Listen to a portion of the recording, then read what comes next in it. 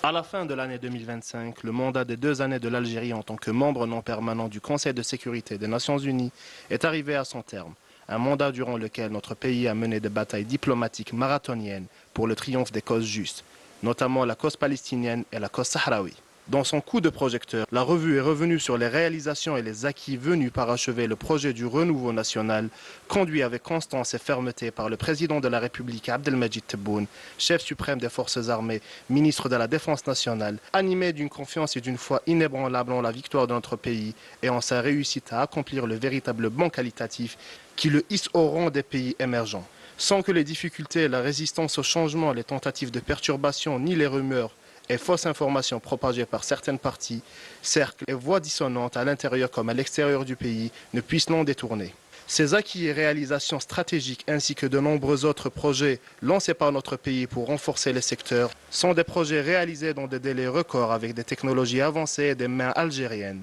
Ils constituent une fierté pour l'Algérie nouvelle victorieuse qui mise largement sur sa jeunesse ambitieuse et consciente pour remporter les différentes batailles sur tous les fronts.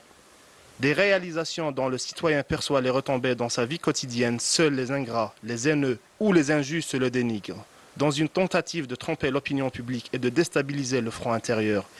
ils sont mus par des pulsions personnelles malsaines qui convergent avec les objectifs d'agenda extérieur, cherchant à saper la trajectoire de notre pays.